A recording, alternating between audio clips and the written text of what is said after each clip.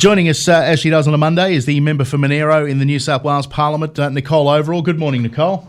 Good morning, Stephen, and I'd just like to have a bit of a quick shout-out. I was at the Jerrabomberra Tavern over the weekend, of course, having a lemonade, and one of the fine young chaps there at the tavern said to me how much he enjoys listening to us on a Monday morning. So a big shout-out to him and a thank you. It's like we know they're out there listening. You were up until 2 o'clock in the first home buyers choice program, which even Paul Keating has come out in support of.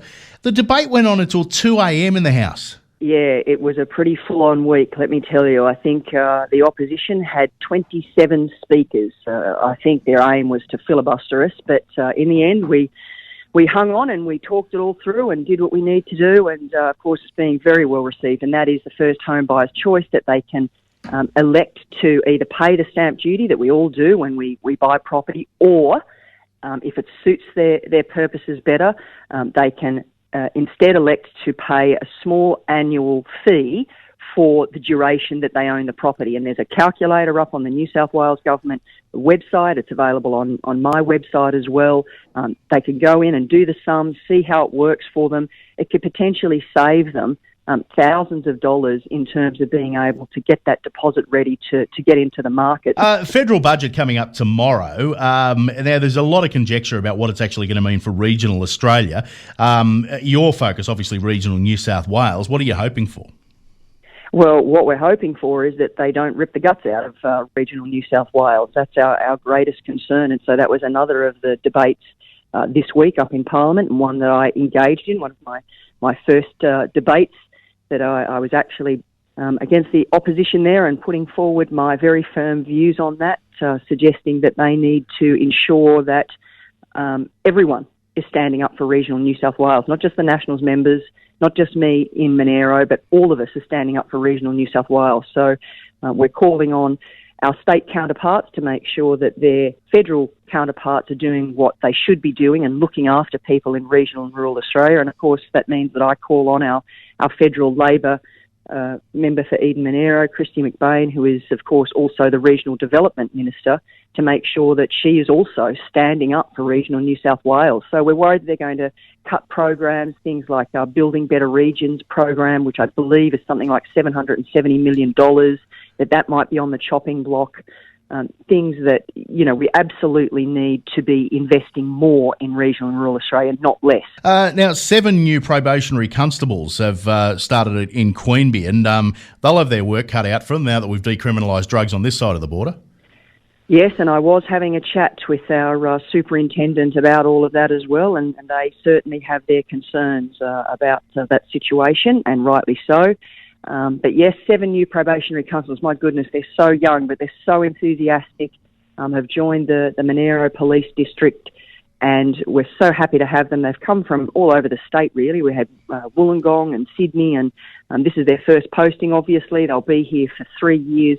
So I had the chance to call in and see them on Friday afternoon once I'd beetled back from Sydney, and I gave them a big warm welcome on behalf of our communities, and I know that our communities are going to welcome them just as warmly. Now, you were at a charity function last night with the Giddo family. I actually bumped into the Giddos at another little charity thing last weekend.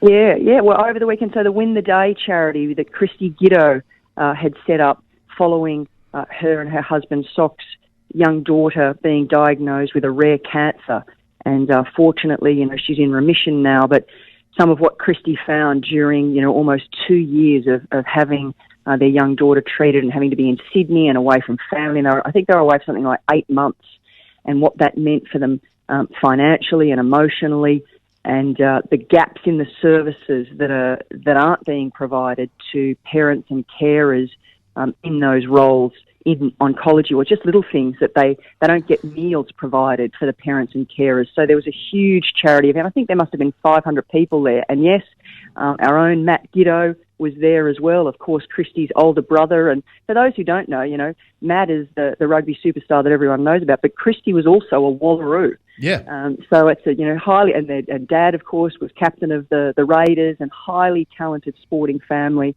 but doing great things for the community. I think they're supporting 34 families who are now going through this same type of situation. So if you're able to help Win the Day and donate anything to give them a hand with that. I know how grateful they are to receive any assistance at all. Now, you had a bit of a win. You've secured a commitment for more parking for the Bungendore Education Precinct. Of course, Council's still trying to politicise this. I just find it extraordinary the way Queanbeyan Council's behaving over this.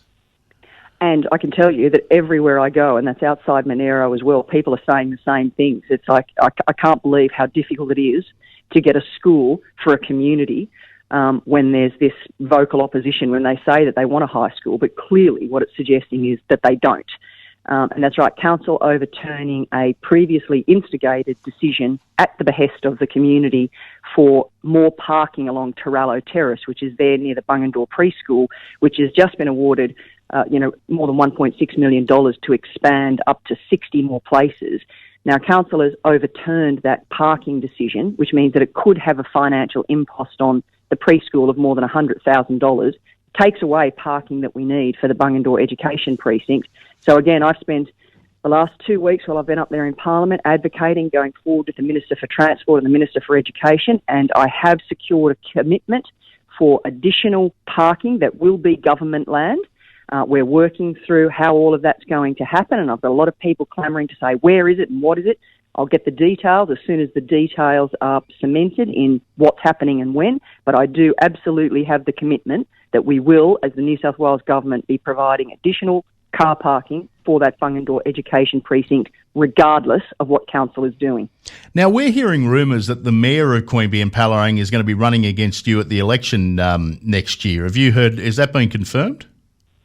Well, it's certainly been confirmed by members of Parliament, and I'm talking about Labor members of Parliament who have told me that, yes. Okay. All right. We'll see how that all plays out. And the Rural Fire Association Family Day was yesterday. 1,800 volunteers and their families there. That's a pretty good turnout. Fantastic. From all over the state, we know what we're dealing with at the moment, with lots of things going on, and they're all sort of shipping out and helping in other areas with this never-ending rain. But it was a great day at the National Zoo and Aquarium. Kids there having a great time despite a little bit of the rain there. Absolutely fantastic turnout. Had the opportunity to meet the President and Secretary and Committee of the RFSA. Great group doing great things. They got 45,000 members around the country. So again, a big shout out for our RFS volunteers, those who are involved, and the families who support them to do what they do. But they also always need more volunteers. So if you're happy to put your hand up and be involved in our communities in that way, it's always such a valuable contribution, and we appreciate it so much. Good on you, Nicole. We'll catch up next week. Thanks, Stephen. Nicole Overall, the member for Monero.